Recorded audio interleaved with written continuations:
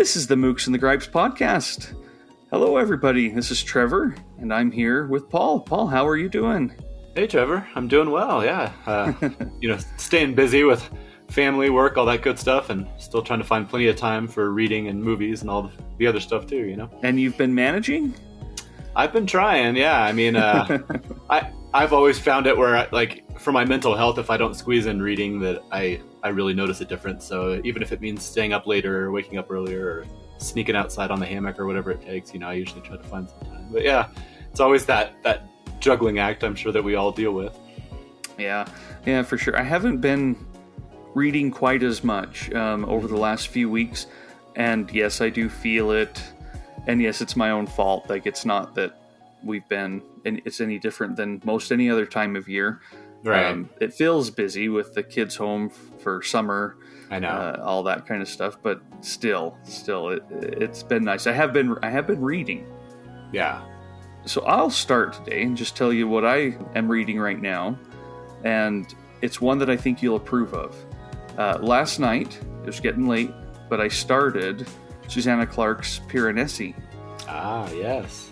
And the first chapter, I've read it a few times, the very first little bit, kind of to get a feel for it. And it's got the north hallway to the south, 10th easement and, right. All these words. And I've always been like, man, this might take a little bit to get into. Well, I was really just very wrong. After that first, 2 paragraphs, I felt like I had my ground underneath me, and I am loving that book. That has been fantastic. Yeah, I'm glad to hear it. I mean, I thought it was amazing. I was going to talk, actually. You spoiled me a little bit, but I'm just going to go.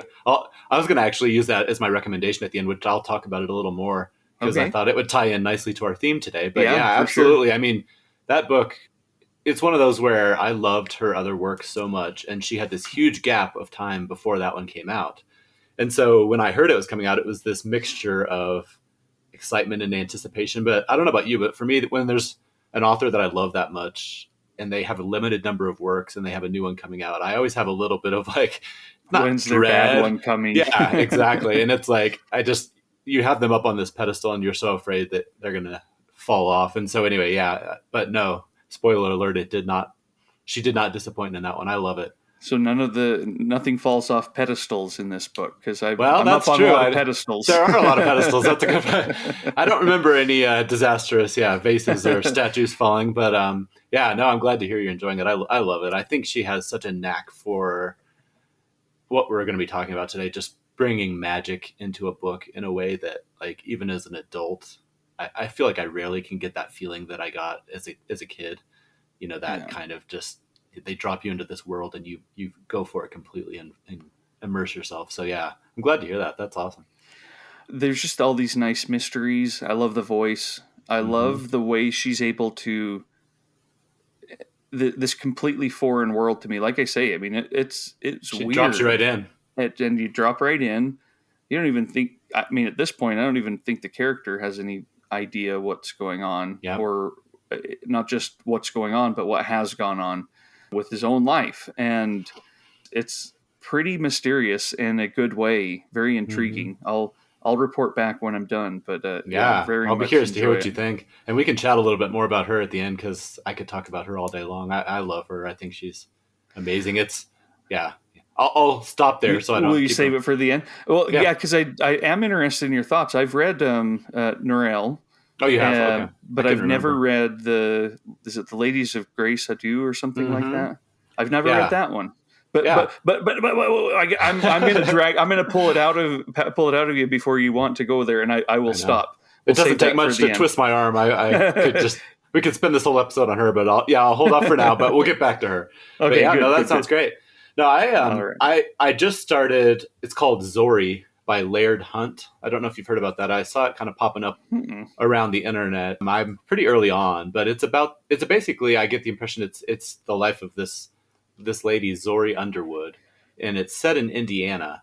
And so far, it's just basically kind of just tracing her way through her life. And it's kind of, in some ways, it kind of reminds me of Tinker by Paul Harding, or maybe even a little bit of Stoner. I'm not far enough into and that could be completely not what it turns out to be. But as far as just kind of the quietness, and it's just following this fairly quiet life and just giving it kind of the gravity and importance that it deserves without a lot of drama or anything like that. So like I said, I'm early on in that one. I'm really, really enjoying it so far. And I was just going to quickly touch. I just finished reading a couple of books that I just wanted to mention. Drifts by Kate Zambrino. Have you heard of that one? No. Well, the name sounds familiar of the author, but not the book. Again, she's one of those that I just kept hearing about and people were just raving. And so I, at a recent, one of my first trips back to a real live bookstore after all this, I picked that up, and it's gorgeous. It's beautiful, like fragmented, these really dreamlike snippets. I saw it described as an intimate portrait of reading, writing, and creative obsession. So, and I think that's very accurate. It's about this woman. I can't tell how much of it is autobiographical. It seems like it could be, but that's always dangerous ground to get into, but this woman who's working on this really difficult novel, and it's causing her a lot of problems. So she's just spending the days walking around with her dog, and she's emailing back and forth with fellow writers, and talking a lot about like Rainier, Maria Rilke, and other writers, like just kind of dropped in. So yeah, it's one of those books that I just really loved it. It's beautiful. I think Drifts is a perfect title for it because you just kind of drift your way through it. And it's one of those books too that's dangerous because it added a ton of books to my TBR wish list and my a bunch of films. It's one of those where I'm just jotting down things, which, as we all know, is probably the last thing I need, but it's also one of the most fun things to do. So yeah, and it also has some really beautiful passages on motherhood that I thought were just really striking. So anyway, that's a really good one. I would highly recommend that. And then the other one I just finished, who we've already talked about this author a few times on the podcast, but Roberto Bolaño, I read his Last Evenings on Earth, which is a collection of short stories. Have you read that one? Yes. Yeah. Oh my God. I love it. Oh, it's so good.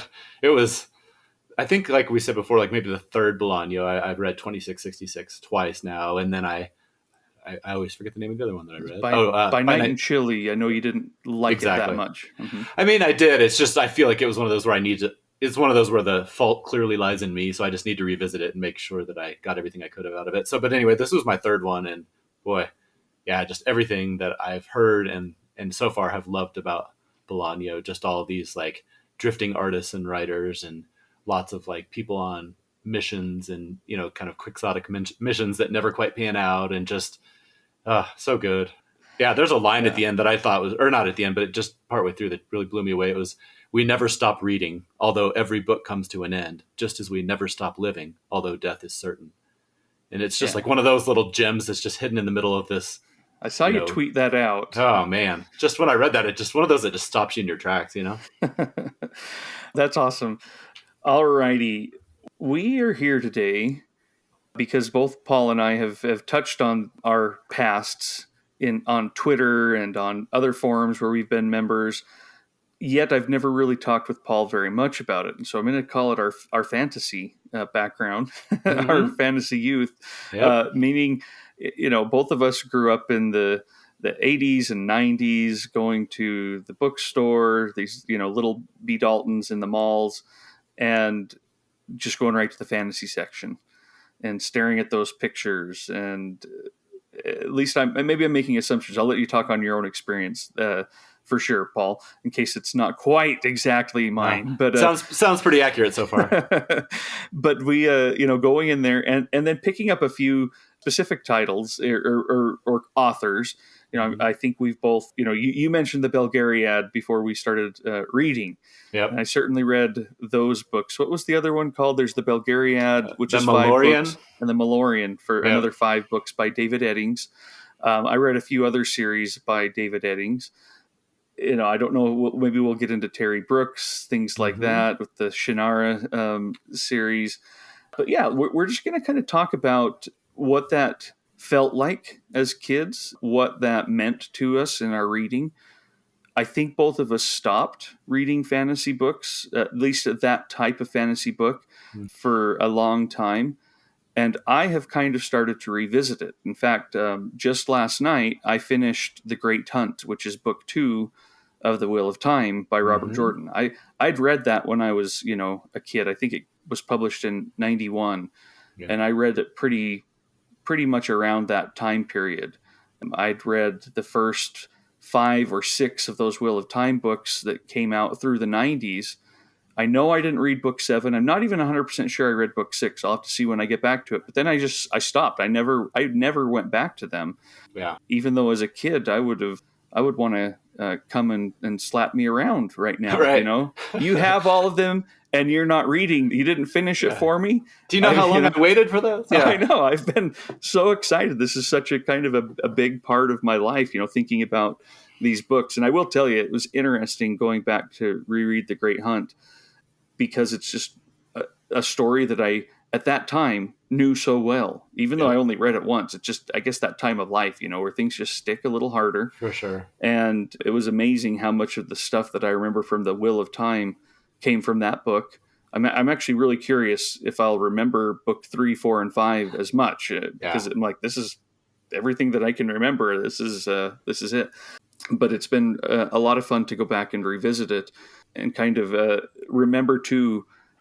I remember where I was when I read this. This was this particular part. I was on the couch up in our living room, and this part I remember we were on a drive, down in, someplace in the West. And this part, it's just kind of fun to have those flashbacks. Absolutely. But anyway, yeah. So just as maybe a bit of foundation, fantasy can mean a lot of things, and so I am going to see what you think of when I introduce this topic. What do we mean and what don't we mean? Even though it can mean many things, for the purposes of our conversation, what are we talking about when we talk about our fantasy background? I mean, for me, I think just, and probably for a lot of people, I think the way I frame it is probably largely around Lord of the Rings. I mean, like, that was just foundational to me as a kid. You know, my dad, they were important books to him. He read them to me. They were on the shelves. They were always kind of looming. And so, accurate or not, for me, a lot of what I frame it around is just that idea of, there's wizards and there's elves and there's goblins and dragons. Is that high fantasy? Is that what I think exactly right. Yeah, swords and sandals and Dungeons and Dragons kind of stuff. Exactly. I would say, for most of my life, that was definitely how I would have framed it. Just exactly what you said. Like, swords and sorcerers, or however you want to frame it. And as we talk about a lot of these books, I think it's funny because a lot of it was probably framed by Dungeons and Dragons. Like, a lot of those book series that came out that I read so much in my, middle school years were really marketing tools for, those gaming systems, which at the time, I didn't really know. I was never a gamer or anything like that. But yeah, that's definitely how I frame it. And then I think we can talk at the end. I feel like it has evolved a little bit, just talking about Susanna Clarke and things like that. Like, and not to say that it was probably always there, but at least in my mind, what my understanding of fantasy has probably shifted and changed a little bit over the years. But as far as our conversation today, and for most of my life, I would say that is absolutely the way I would define it. And I feel like people will know what we're talking about. There, of course, are other things. I mean, their fairy tales have been around forever, and they're fantasies in many ways, and they're even fantasies in the ways exactly that we're talking about, with dragons and swords and castles and and a lot of it was a huge influence on Tolkien with a lot of the mythologies and things that he studied in languages. So yeah, for sure, it's not like things just started when he wrote those, but those, as far as what I understood, they definitely were like the defining point. Yeah, he's kind of the granddaddy, and I think worthily so. Yeah, I read The Hobbit last year to my youngest boys, who were both under 10. And they loved it, and I loved reading it again. I haven't read that for decades, and I was surprised, particularly at the beginning. I think it kind of gets a little bit bogged down by how fast can I write the rest of this plot out as it goes on. But the beginning, the way he introduces the hobbits, their general demeanor, I thought it was so funny and so well done. I was delighted. While I would read them a chapter every night, and they're pretty, those are long chapters, but it was a delight. It never felt like a chore. Yeah, absolutely. No, that's something I was going to talk about, is just, it's been fun to start to revisit some of these fantasy books and see them through your kids' eyes. So, but yeah, same thing. I mean, I don't know. My dad claims that he started reading me The Hobbit when I was 3, and that he would kind of skip over certain parts and stuff. But according to him, I was enthralled from the beginning. And I mean, that's definitely the way I remember it. I remember them just being like, about as formative as anything in my life at that point. Like to the point where riding in the car, I would be looking out the windows, in Colorado, and we'd be driving through the mountains, and I would not really be expecting to see like elves peeking behind the trees, but like your imagination was so active that like you were kind of playing this game with yourself where you were viewing everything through this lens of those books. I mean, I really do think they were, that's just the way I saw the world for a long time. Well, so here we are again. We really could have grown up in alternate realities, but they're the same kind of youth, because that was me too, especially after I watched like that Ralph Bakshi version of The Lord of the Rings, where it just gets you through the Helm's Deep battle. I don't know if you ever saw that. It's the animated Lord of the Rings that came out, I don't know, 79, 80, 81, something around there. Yeah, that's the one where it's kind of it's like this kind of experimental form of animation. Yeah, they're using like real people. Yeah. That terrified and engaged me from the beginning. I still remember a series of nightmarish dreams that I had where orcs are approaching our house, where I grew up, and I can still picture those moments where I'm in my room and just thinking, I can't believe this is happening. This is terrible, because there's that as they're approaching Helm's Deep there at the end, they're chanting, hitting the drums. That just captured me. And I remember playing with my cousins, and we'd play Lord of the Rings-ish kind of games out on the trampoline and running around the yard. And I would say that I started with Tolkien and The Hobbit as well, even before things like C.S. Lewis and the Lion, the Witch, and the Wardrobe. I mean, that came relatively a lot later in my youth. Yeah. And didn't affect me nearly as much, even though I do really love those books too. And I've read them a couple times to my kids. For me, even though I knew this wasn't true, but still for me, that's what it meant to go and find a good book to read, was see how close you could get to Tolkien. Yeah, no, absolutely. And it's a good standard to have, especially at that age. But yeah, it's funny too. And problematic. And maybe we'll get into that here in a bit as to why I may have left reading fantasy for a while. Yeah, absolutely. But go ahead.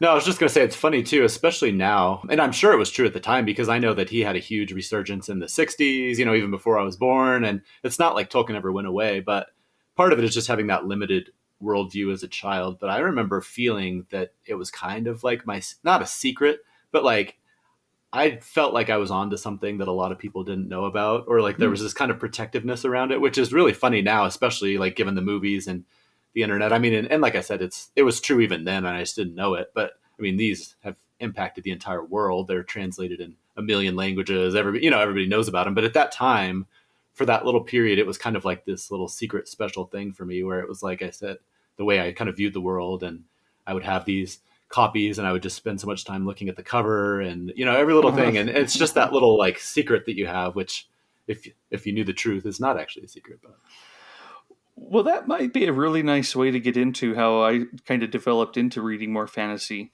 My mom was a big reader and read quite a bit of fantasy and had books on the shelves. And my older brother, he's 11 years older than me, and he read a lot of fantasy. He graduated in 86 and left home not too long after that. But we've always been close, and we still talk all the time and see each other a lot. I'll see him tomorrow, actually. So it's just, we're close, but it was really fun at that time of my life to have them as people picking up these books and reading them. He read Stephen King, and so I started reading Stephen King well before I should have. Right. Things like that. That's what older brothers are for. Yes, exactly. It's a good thing, I think. But it was the covers that of the books they were reading. It was when they talked to my brother-in-law after my sister got married, and my brother-in-law went to the bookstore and bought the first 3 books in the Shannara series. At that time, that was like all there was. It was the first 3. What is it? The Sword of Shannara, the Elfstones of Shannara, and the Wish Song of Shannara. It's a tongue twister. Those 3 books, and I remember looking at them because he brought them back in the bag. Again, probably B. Dalton bag. Oh yeah. And I remember just seeing these covers and thinking, that's pretty fun. There's a whole world here. There's a lot of promise. I can still picture each one of those 3 covers. In fact, with the Sword of Shannara, there are 727 pages in that paperback book. And I remember because when I finally started it, that was the biggest book that I had ever read at that point. I was pretty young, and I remember finishing it And I just knew all along, it's 727 pages. I got to get to 700. I can do this. I can do this. 727 pages. And that's stuck with me all my life. I've never reread it. Again, just that intrigue of those covers that aren't, as I look at them now, I'm like, there are a lot of great covers. Yeah, there are a lot of great covers out there, and these aren't necessarily among them. But no. But they're big deals to me in my life, and it still hold a lot of appreciation and reverence because they got me imagining and intrigued and digging in and reading. Absolutely. No, I remember on the Dragonlance books, which I'll talk about, or, I'm not going to talk about them too much, but they were definitely one of the formative ones a few years later. I remember sitting on a car ride and I had the cover of that one, and I'm a terrible artist, terrible, always have been, always will be. But I remember sitting there and just sketching, like looking at the book and sketching out the entire thing with like the warrior and the I don't remember who all, the wizard or whoever's on the front of that one, and the dragons in the background. And just like you said, the amount of time I spent just staring at those covers, drawing them, it's absolutely, that was a huge part of it. I mean, those marketing departments or whoever it was that came up with the idea of creating those really intricate covers they knew what they were doing, because it captured my imagination for sure. And yeah, I mean, my early kind of days were similar years, like where my dad had a lot of them on our shelves, the Tolkiens and Anne McCaffrey. I don't know if anybody in your family ever read those, but like those dragon books. My brother did, but for some reason I didn't. Yeah, I didn't either, but it was more they were just up on the shelf, and they were kind of, like you said, they always intrigued me. I would see their spines, I would look at the covers, and so that started to build my curiosity. And then, over time, I think I kind of started to dip into a few of those, but then, did you guys ever have like the book order system through school, like Troll or Scholastic Books? Yep. So that, in addition, because B. Dalton or Walden Books in the mall was absolutely my main source where I would go up to the shelf, like you said, and spend time. But I also started flipping through those catalogs of Troll and B. Dalton and some of those. And I remember getting like this, I thought it was a very nice box set of Lord of the Rings. And I remember getting, talk about a nerd, I took contact paper and covered all these little paperbacks with contact paper to protect them. And I still have them. And they're probably the worst covers that series ever went through. They're hideous. But at the time, it was like I saved my own money. I bought it through that system. You wait at school, and then, one day, 6 weeks or 8 weeks or whatever it is later, they come in, and it's this feeling of excitement. So started to slowly also build up my own collection. I remember the headboard of my waterbed had like these built-in bookshelves, and I remember each time you'd get a new book, sticking it up there. That's probably the beginning of my book collecting problems that go on. This is such an 80s podcast right now. It is. I know. Waterbeds and Walden Books. But yeah, so I mean, I remember that too, like you said, and we can kind of start to get into it, but we moved in my 7th grade year. We moved from, we lived up near Denver, and we moved down to the southern part of the state, and it was a really small, isolated town. This was pre-internet. So I kind of felt like I fell off the end of the earth, It was 2 hours to the nearest city that even had a mall.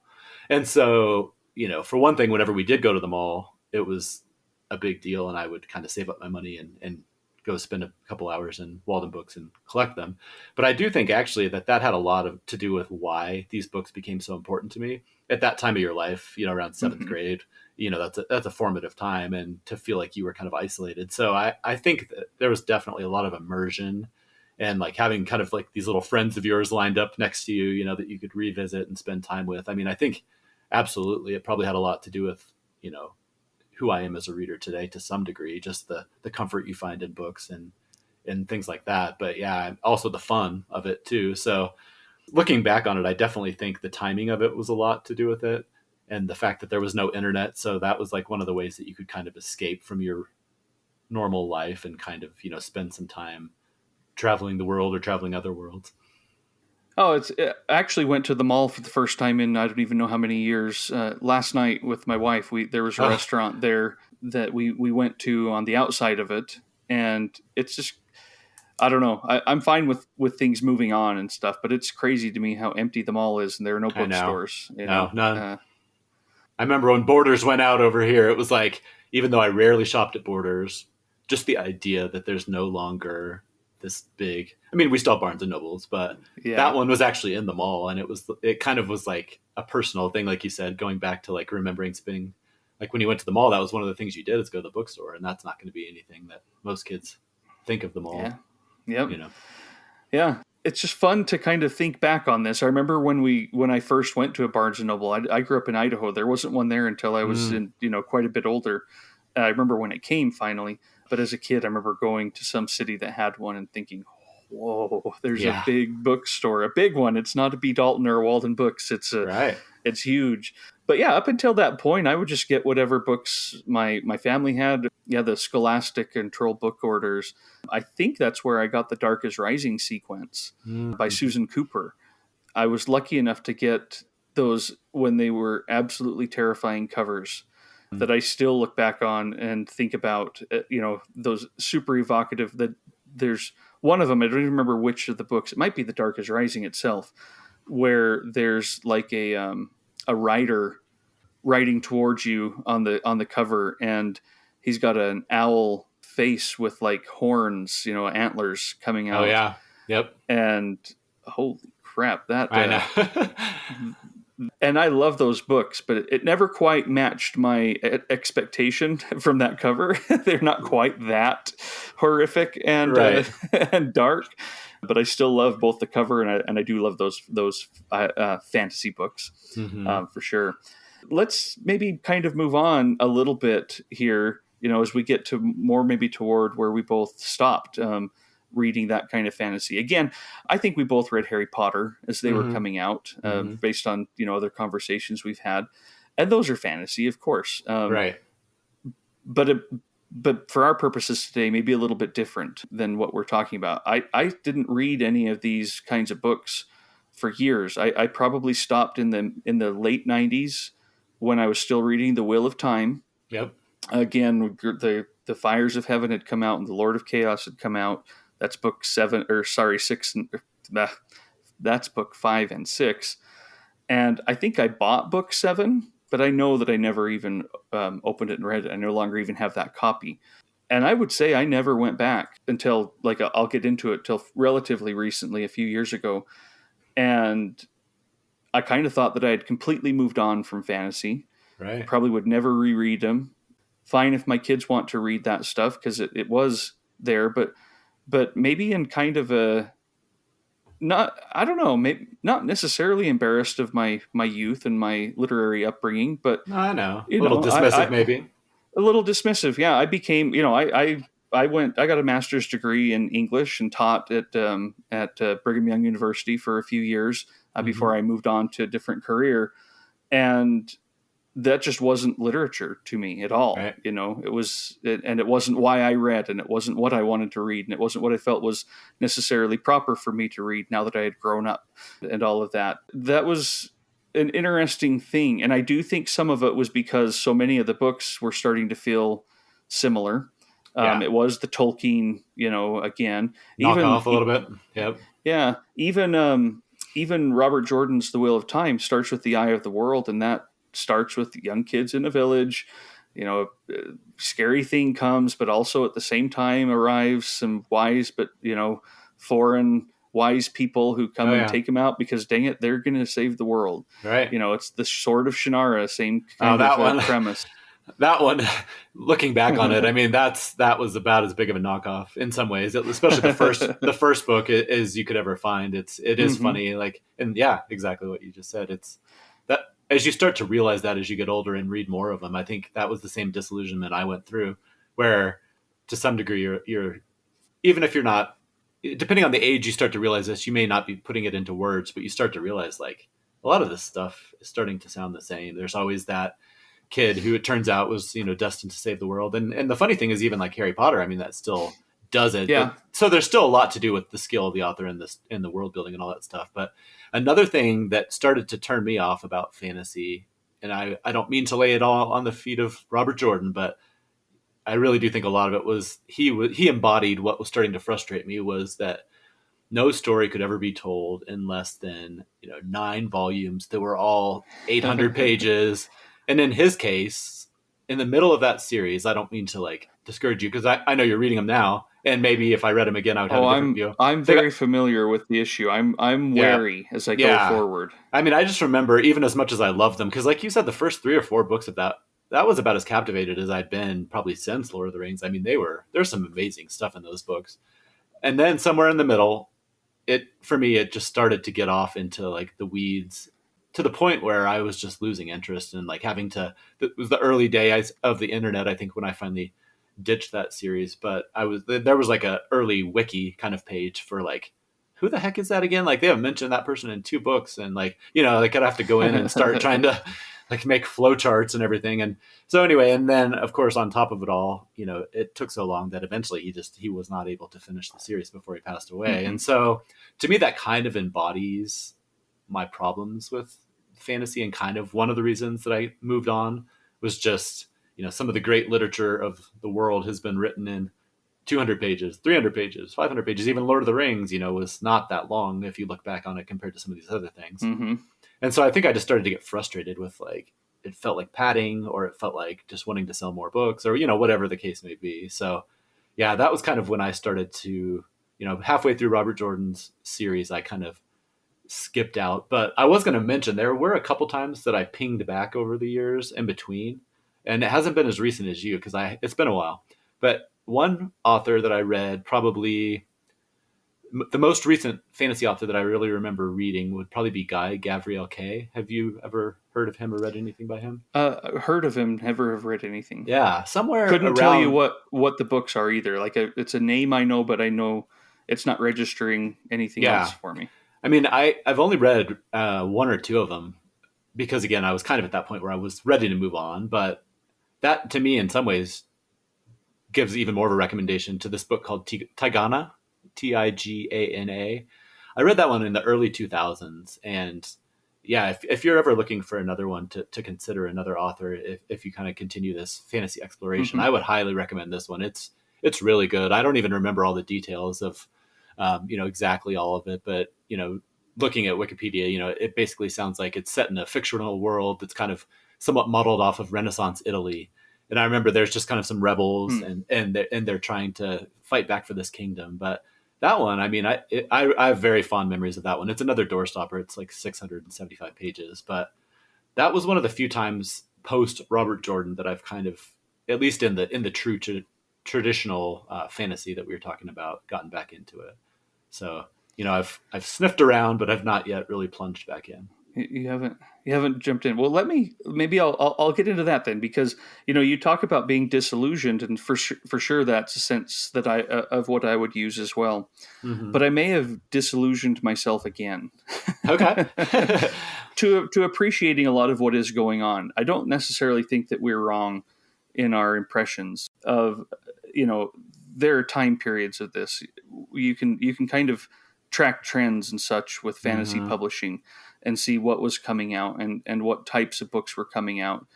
And I do think, and maybe, I'm sure there are people out there who can point to exceptions and probably even launch a really great counter argument to this.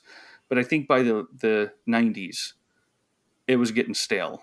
Things were, I could not imagine writing a different type of fantasy book or reading a different type of fantasy book than what we were reading. You even got some great ones like the Tad Williams trilogy there that I think was really fantastic and imaginative, but you still have the kind of impoverished child, orphan who finds out that there's greater things, but same again, old it was tropes. done in the same old tropes. And I just wasn't going to get back into it, but I did. I'll put the name out there. I've talked about him before, but Brandon Sanderson is currently writing a lot of fantasy and even some sci-fi and things like that. And he and I were at Brigham Young University at the same time. And I remember when he published Elantris, he was still there, and he put like a little poster outside of his carrel. Did I talk about this on the podcast even? I think you just touched on it briefly, but yeah, go ahead. I think it's fascinating. And I remember thinking, that is awesome. Congratulations. That is so cool. And he was publishing it with Tor, which, that was Robert Jordan, and a lot of the books that, I knew that this was a big deal, and not just like he didn't self-publish from some, in the early 2000s would have been not a great move, I don't think. But got a publishing contract with Tor. I was very thrilled for him. I didn't know him like personally. We didn't hang out or anything. I told him congratulations, and that's really awesome. And, that's about it. But I never read the book. It was Elantris, his debut novel, and I never read it. And then he himself, a few years later, I've moved back east to work in New York, and Robert Jordan dies in like 2007, 2008. I can't remember which one. And I'm thinking, I knew it, as sad as it is. And I felt terrible, but I'm like, this was destined to happen when you couldn't wrap up the series after, not quite 20 years, but pretty darn close. And 11 books at that time. Yeah. And he's been working on the final book for a few years by the time he passes away. And he died. It didn't just, he was still relatively young. He was in his 60s and died of a disease that he kind of knew it was coming. It was sad. I felt bad for him because this was important to me, as a kid. Oh, yeah. And still felt that sense of gratitude to him for being, a part of that and writing these books. And then he himself didn't even get a chance to finish it. Well, lo and behold, Brandon Sanderson is tapped to finish the series. And he meets with the publishers and they're going through it. And he's supposed to finish the last book. And he looks at it and says, I can't. It's not one book, sorry. And it's three big books. So he writes books 12, 13, and 14. And that doesn't make me want to go and read them. No. To revisit them. But I was like, that's pretty darn cool. Who's that's this amazing. guy, But again, it didn't get me back into him. Though I will probably admit that when I knew they were going to be finished, I was a little bit like, okay, maybe there's a chance now. I know. I think one of the reasons I stopped was I didn't think it would ever get finished. Yeah. But my brother was still going through them, and he did finish it as they were coming out and said, you might want to do this. Brandon Sanderson knew how to wrap up the series. It wasn't the same old of, well, it needs 3 books. It was, he recognized all of the things that needed to kind of be addressed, and he made it a really captivating, fun, but you can see the threads tying up as you're reading, and that provides a little bit of a sense of satisfaction and probably relief. Oh, yeah. Man, if he hadn't been able to do that after that long and that many people investing decades of their lives and all the obsession that, fantasy fans tend to pour into things, I mean, that's a lot of pressure. It's kudos to him for even being able to imagine. I would have run out the door screaming if anybody asked me to do that. I mean, that just sounds so daunting. And who knows how, he had written a trilogy called the Mistborn trilogy by that time. And it was, I don't know how he talks about it. I actually now follow him quite often because I actually think his way of talking about reading and writing and all of that really resonates with me. This enjoyment. He loves it, and at least he infects me with a love of it. Even more than I've already felt. It's just fun. There's an enthusiasm there and an appreciation. And I do wonder if he hadn't done this, would he be where he is today? Maybe not, because I do think he then, while he is working on this cap off Robert Jordan's career for all of his fans, he publishes a massive book called The Way of Kings. I don't remember how many pages it is, but it's pretty darn big. And it's book 1 of 10 in the Stormlight Archive. Wow. And again, I knew it came out. My brother-in-law, who lives in town, and I'd actually gone to college with him and all this stuff, picked it up and read it and said, that was really good. And I'm like, well, that's awesome. But I still wasn't going to go and do it. But in the middle of that, that's what he publishes. That's what he drops down. I just kept on getting more and more intrigued, more and more intrigued. And then my mom read it. And then, my sister, who doesn't read any fantasy, read it and really enjoyed it. My brother, of course, had been reading them all along and said, oh, these are great. This is fun. And I'm still kind of like, well, great for you. I don't know. It wasn't so much that. I just had a lot of other things to read, too. I mean, I've got books coming in from publishers of things I love. Why would I stop to read a 900-page book 1 of a big series? But I finally did. And I did. I loved it. By that time, the second book had already come out, and it was, gigantic as well. Even there, I was still kind of like, well, am I really going to get into it? Well, yeah, I'm into it now. Okay. I am really enjoying it. Book 4 came out last year. Yeah, I'm in.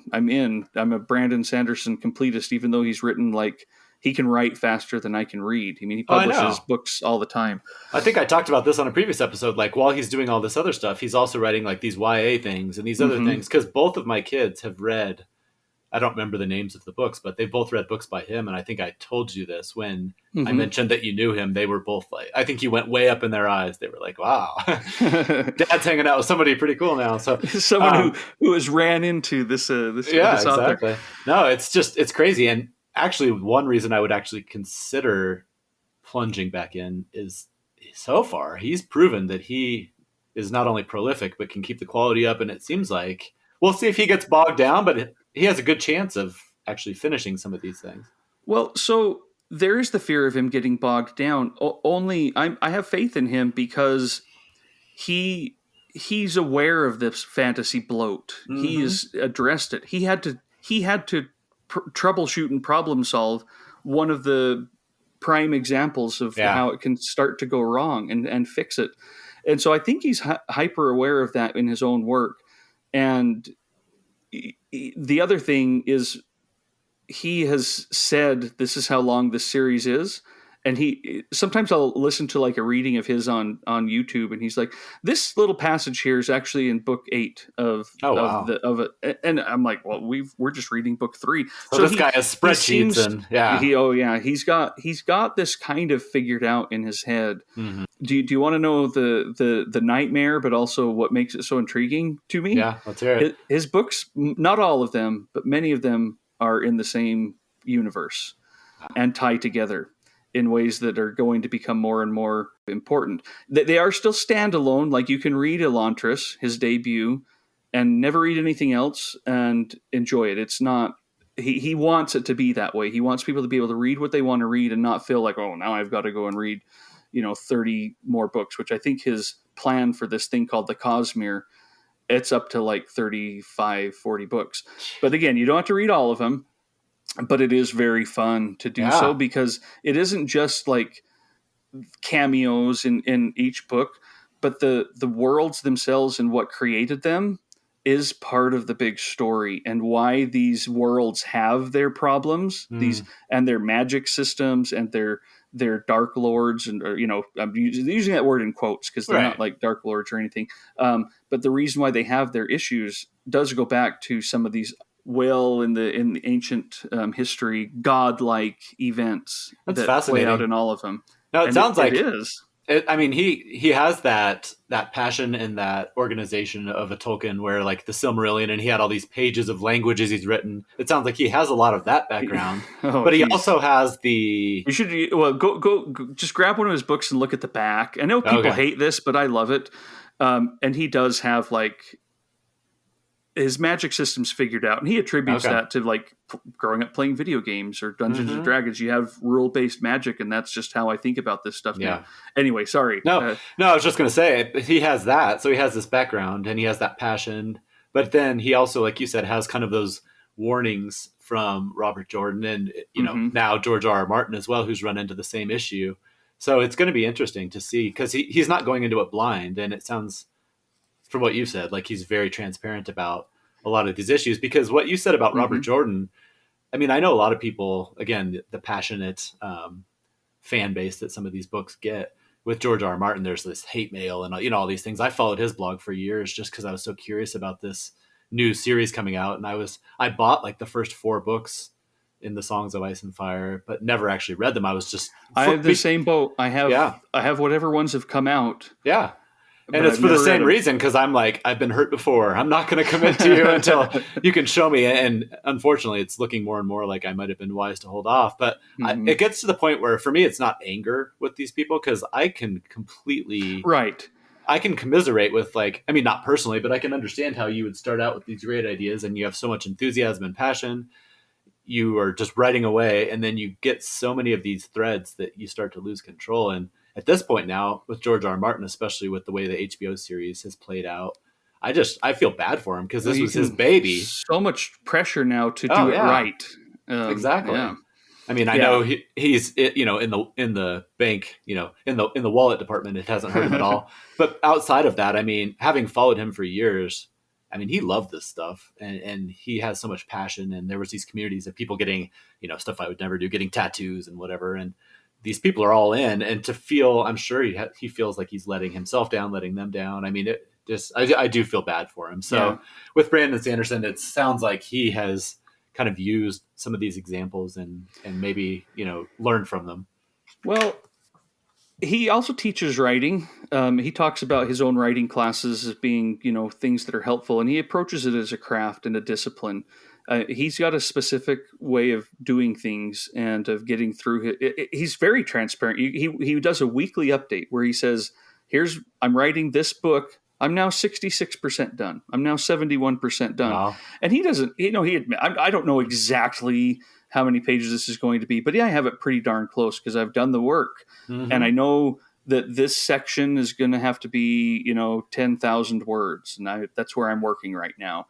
But the reason I think he's kind of, and who knows, maybe things will fall apart, but he does approach it that way of storytelling. Like, this should take 10,000 words to get the emotion and to get the pace that makes it feel a certain way for the reader. Yeah. And I think he's able to do a lot of that. And he also talks about how finishing a book is different from the middle part. Mm-hmm. You might find it easy to write a middle part or an ending, but they're not the same thing. And in order to know how to finish a book, you have to write the endings to certain books. And I would think he might, I don't know if he ever has, but he might say the same when it comes to a series. Yeah. It's tough to wrap it up, but once you've done it, you can figure out how to work through those issues. And get to there. Yeah. No, it sounds to me like he's kind of taking a page out of, like, I always compare it to like British television versus American television, where a lot of these British TV shows, they'll be like, we have 3 seasons. Each season is 6 episodes. And then, they have a story arc ahead of time. They plan it. They leave you wanting more.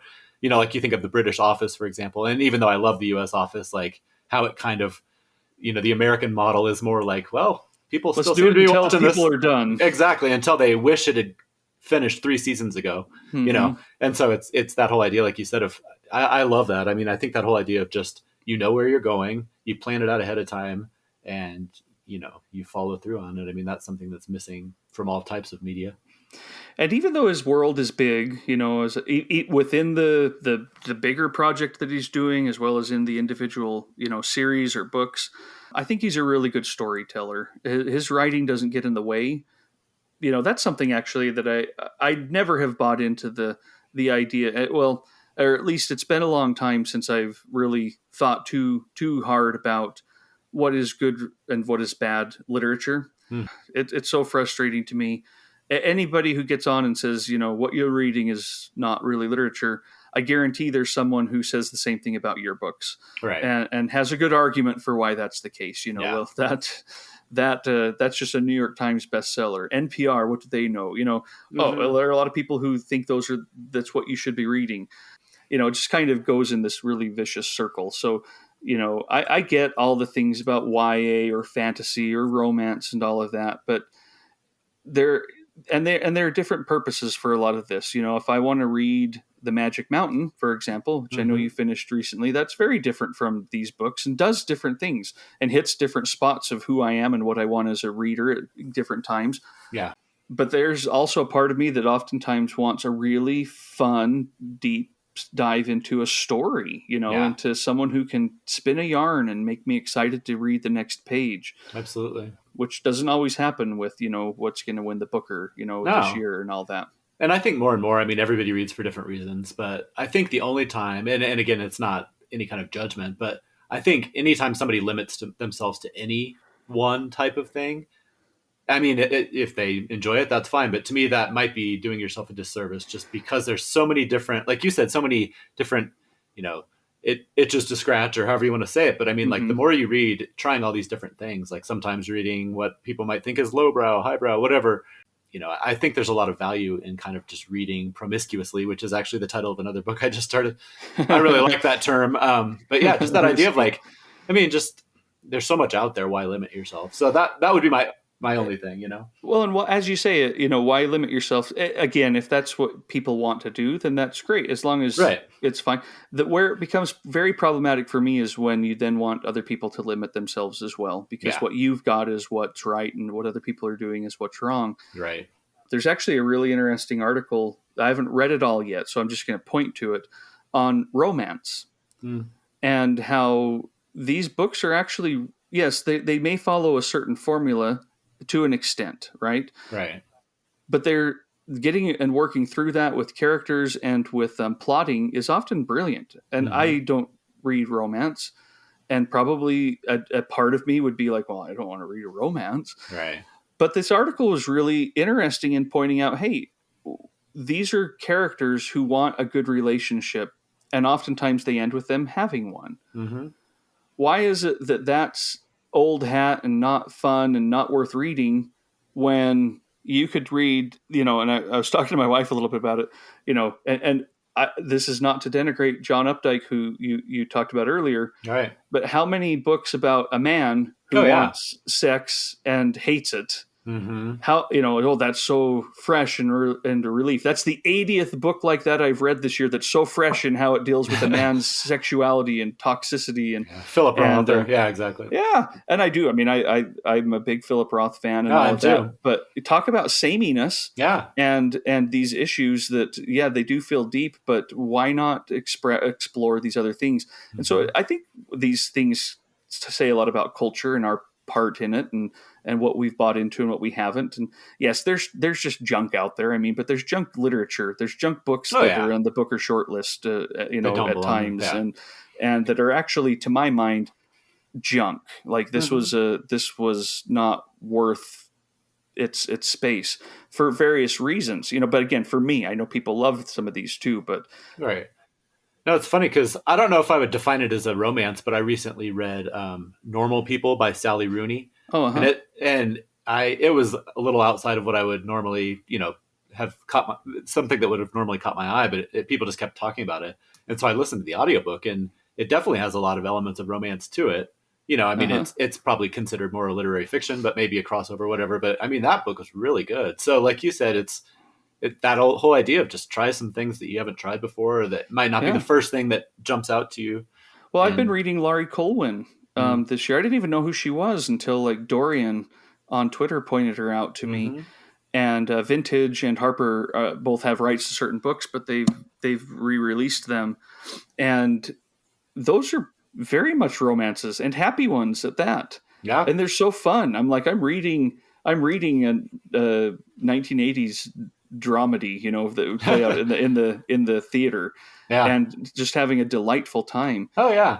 Well, like even you go back to some of my favorites, Jane Austen, or like the more modern. Some people say the modern day Jane Austen is like Barbara Pym. A lot. They have a ton of elements of romance and ships passing in the night that never quite meet, and then they come together at the end, or maybe they don't. But I mean, it's running through so much of the other types of literature we think of anyway. Yeah. Well, and we've kind of gotten into an interesting tangent. Maybe in my own, and it's my fault for defending reading fantasy and things like that, or the different reasons that someone might read them. I know they can feel childish, and again, it seems like that teenage boy fantasy reader who wants to go and buy, a staff and magical amulets at that weird store in the mall, or now wherever they are, and dresses funny and wears, these kinds of shirts with sparkles and wolves, or, oh, that's a fantasy reader. But I think there's a legitimate side to it as well. That hasn't been me yet. Maybe it will become me soon. I don't know. In an effort to get back to my youth, but I want to see what shirt you're wearing during our next. Right today, I'm wearing a family reunion shirt. Yeah. I'll see if there's any wolves or eagles on your next one. But no, I agree. And I mean, if you don't mind, I was just going to throw out. Like, I do think Harry Potter. I know that there's been some issues with J.K. Rowling, recently. But as far as what she has done to reinvigorate, the genre and get people excited, and especially kids excited about reading. But then there's a couple other ones like I mentioned Gormenghast. That's not a new one. Oh, no, I'm sorry. Before you get to Gormenghast, I definitely want to hear your thoughts on that. J.K. Rowling and Harry Potter is one of those topics that I find very fascinating. Not her, her current issues and such. Right. I mean, that's kind of sad, and people can approach that and do what they want. But as far as just the books and her writing of them, that's kind of emblematic to me of this. Well, that's just a kid's book. It is a kid's book, of course it is. But there's a really interesting episode of Bookworm podcast with Michael Silverblatt. He's been doing interviews with authors for decades, and very good reader. Oh yeah. And it's a German critic, and I cannot remember the name of the German critic that he is talking with, who loves Harry Potter. And Michael Silverblatt kind of calls him out on that and says, "You can't. That's just junk. Why do you defend Harry Potter?" And he talks about it, and it's fascinating conversation. And he brings up the part where, oh shoot, what's her name? What's the terrible woman in book 5? The school Mrs. Umbridge. Dolores Umbridge. Or Dolores Umbridge. Where she has Harry Potter writing and it scrawls on his arm, "I cannot tell a lie." And he goes, "I'm not going to lie to you. I think there's brilliant things in these books, and they're fun, and all of this, and it's it can't be broken down that way." And I look at it too. I'm like, okay, for somebody to be able to write that many characters and that many worlds and make them so real to people that you can just read a very tiny passage and you can know where you're at in her world and who's talking. That is something that most writers could not accomplish. As much, whatever you feel about her plotting or some of the, it used to feel progressive, but now it doesn't anymore. Right. And that's some of her books.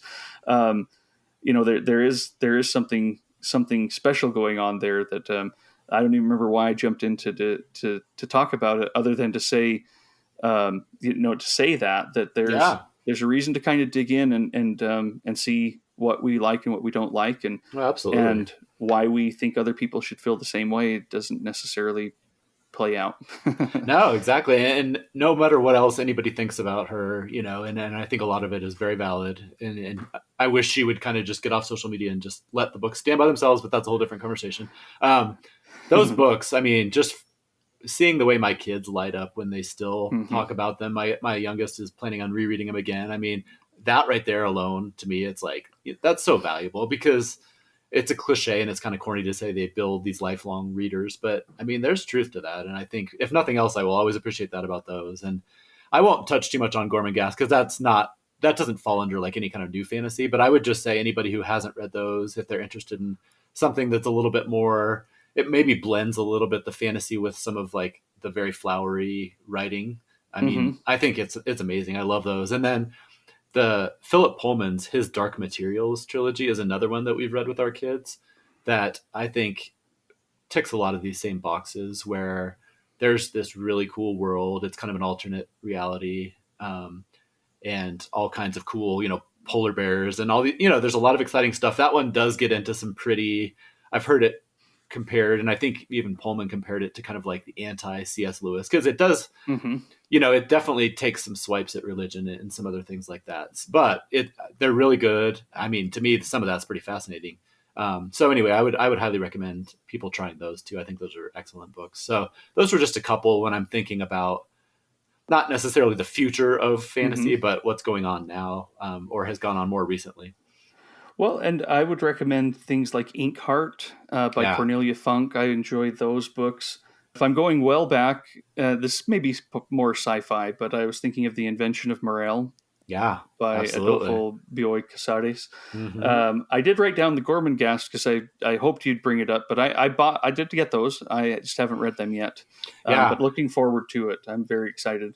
No, they're ones that I want to talk more about them, but to be honest, it's been a while since I've read them, so I have more like sensory images of those books with like some very specific passages. But it's just the life of this castle that's this big rambling huge castle with all these wonderful descriptions, and there's all these rooms up in the attic that are just kind of haven't been explored for like decades or even centuries, and people stumbling around and cooks, and there is some kind of more higher fantasy elements to it, but a lot of what I enjoyed was just the descriptions of this rambling world and all these like strange characters, and I don't know, it's just super fascinating. And in fact, some ways you mentioned Piranesi. It kind of has some of that same. As you say that, I'm sitting there going, "Well, that's what I'm reading right now." Exactly. No, I think that's true. I think that might have been. I didn't make that connection, but yeah, there's a lot of that. I just a lot of the fascinating parts of fantasy that I still miss are kind of those, just these hidden towers and all these like secrets, and I don't know. Yeah, but anyway, those are great books.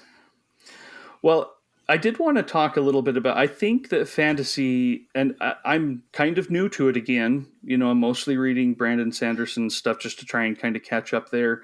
But I have been reading Jim Butcher's The Dresden Files, which I talked to you about. Those are kind of comedy, fantasy, thriller, detective, PI, well, more PI kind of books that take place in Chicago. Those are a lot of fun. And definitely not something I'd recommend just to anybody, but they're fun stories. Yeah. But there's a lot of stuff that I'm intrigued by. There's a series called The Gentleman Bastards, which kind of takes place in a almost Venetian setting of fantasy. And the first one's called The Lies of Lamora, that I've heard a lot of good things about, that I'm interested in reading. And I should have written down the author. I thought that I would remember it. So Scott Lynch is the author of that series, the Gentleman Bastards series. Those I've heard a lot of good things about. I've heard good things about a series called the Powder Mage trilogy or series. It might be the Powder Mage trilogy. I don't remember, and I didn't write down the author of that one either. So let's the Powder Mage trilogy is a trilogy by Brian McClellan. Again, heard good things about those, and that almost seems to take place in like a Revolutionary War type setting. There's, of course, George R. R. Martin's unfinished Game of Thrones. There's also the unfinished Patrick Rothfuss books, like The Name of the Wind, and those. It's a trilogy, but he's only written the first two, and it's every day it looks more and more like, well, he's probably never going to get to book 3, even though he talks about it quite often. Right. There seems to be a lot, and this is just me barely scratching the surface of what I have even looked into. There seems to be a lot of unique and kind of fresh ways of dealing with this. I would, in order to circle back, I would say one of the things that makes me encouraged by this is something like Jonathan Strange and Mr. Norrell by Susanna Clarke, which is such a fun fantasy book. Oh man, that takes place in the Revolutionary, during the French Revolution, during Napoleon, actually a little after that. So Napoleonic Wars in England, and deals with magic and it's so wizards and all of that.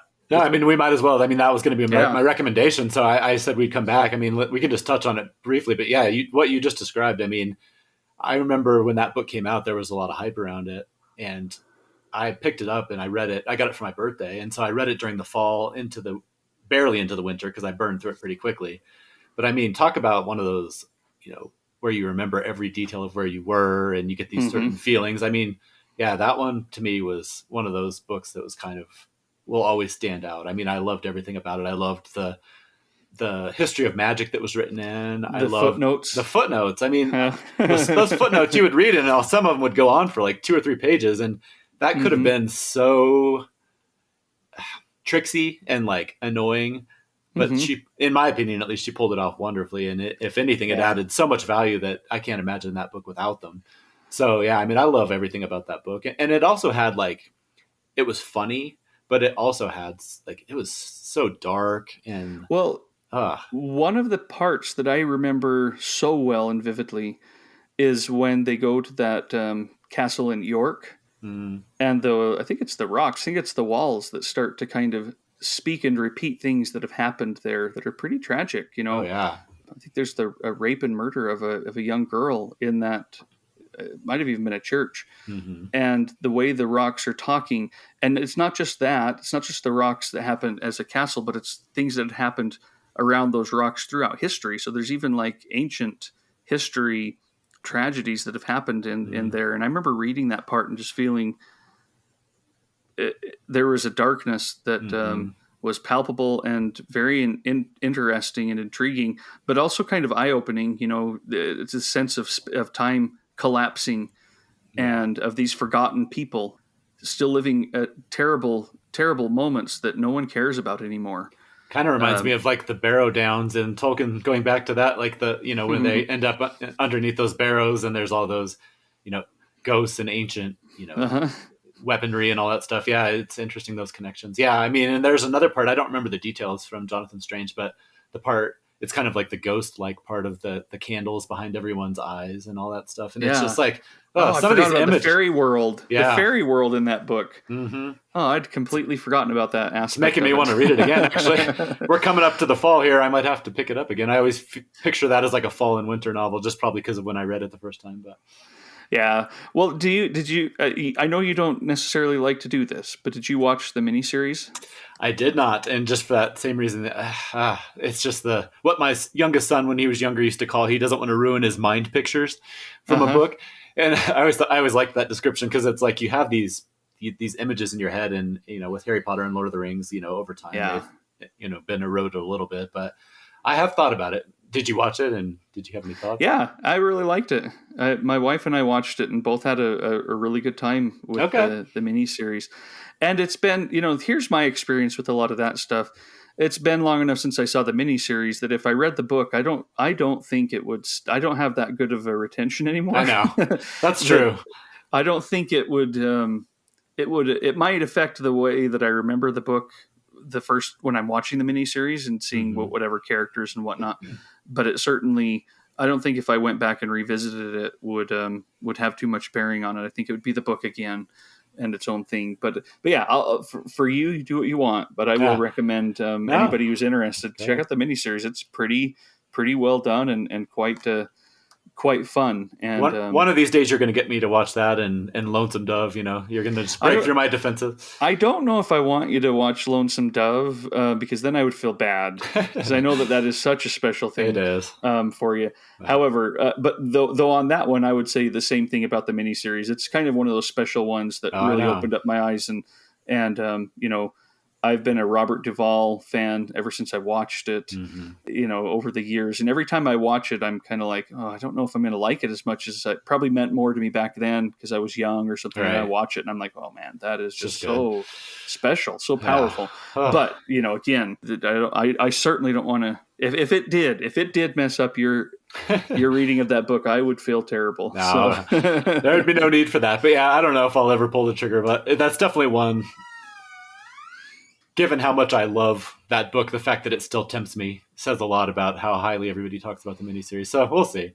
But all right. Well, I think we've kind of done our recommendations. Yeah. At least we rambled off about a few other fantasy books and other books and all of that. I did want to ask you about the Ladies of Grey Sadu. Is that one worth picking up? It is. I mean, Again, it's been so long since I've read Susanna Clarke that I'm afraid to go into too much detail, but it is basically a series of stories that were either in the world of Jonathan Strange or at the very least slightly adjacent. So absolutely, it's worth it. And I think that was during the time where I know right after Jonathan Strange, she had talked about writing another big novel in that world, dealing with some of the minor characters from Jonathan Strange. And I don't know if that is still in the works. I know that Jonathan Strange originally took her like a decade to write. And of course, at that time, she had no pressure because that was her debut novel. As we've talked about throughout this episode, there's different pressures that come once you've made it big. And so I don't know if that's impacted the fact that she hasn't come up with this other novel. But that was kind of a fairly quick follow-up. And so I don't remember I'll just tell you my impressions of it was that it was worth reading, but not on the same level as these other two.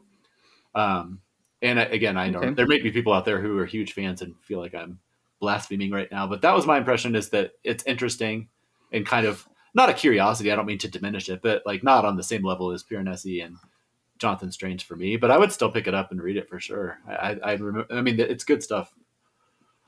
As you say that, not wanting to blaspheme anything, maybe a good way to wrap this up is to say, I know that there's a lot of fantasy and other aspects of fantasy that we didn't touch on today, because I think both of us are just not there. It's not anything. We're not trying to say that what we have read is fantasy, or what we're talking about as fantasy encapsulates everything. I know there's a ton of YA fantasy. Some of it stuff I'm sure I would love, and some of it stuff I'm sure that I would be like, what in the world is that? Right. but my kids are getting into some of that, and I think some of it looks fascinating. There's Laini Taylor has a couple of books that just came out, one called Strange the Dreamer, and I can't remember what the second one is called. And I know that a lot of people love that, and I would call that a kind of a fairy tale fantasy from what I've heard of it. And I'm looking forward to opening that up and reading it soon. So I am still trying to expand, listeners, not trying to say that this is the experience everyone should have, or I'm sure that I know, because I went to the bookstore with my son a few weeks ago, and the bookseller there was perfect for him. Just like, this series and these books. And, I know there's so much richness out there that we don't even, we didn't touch on today, because we just are still trying to expand in that while we chat and have fun about all this. This is for us, not a position of power or preaching, but of let's talk about this and see where it leads and what new adventures can await us in the world of books. So yeah, exactly. No, it's a lot of nostalgia, but for me especially, but like you said, seeing it through my kids' eyes, I'm enjoying watching them revisit some of these books that we talked about. Like when I encourage them, like David Eddings, like my oldest son tore through those and loved those. Other ones they try and they're just like, what? No way. But then they're finding all these things that I don't know about. So like you said, it's nice to see that they're still through, they're at the age where I was when I started getting into all this. And you can see it's not the same journey, but they're going through a similar journey where they're discovering some books that maybe in 20, 30 years, they'll be talking about it with their friends and saying, do you remember, that one? And so, yeah, it's fascinating. And I remember my dad, didn't even know about any of this. Exactly. Yeah, it'll happen. It'll happen. All right. Well, thanks, listeners. We'll be back here soon. That was a fun conversation. Hopefully not too self-indulgent, but just enthusiastic. Absolutely. And I appreciate if anybody has any suggestions or thoughts or anything like that, please share them with us. Thanks, everybody. And thank you, Paul. Very nice to chat again this morning. Thanks, Trevor. It's fun. Thank you for listening to this episode of the Mooks and the Gripes podcast. You can follow the Mooks and the Gripes and get show notes and book and film reviews at mooksandgripes.com. On Twitter, you can follow Trevor at Mooks and Paul at BiblioPaul. You can also get information about future shows on our Patreon. If you'd like to donate to the show, anything and everything, even $1 a month helps and is deeply appreciated. You can become a Patreon at patreon.com/mooks. Until next time.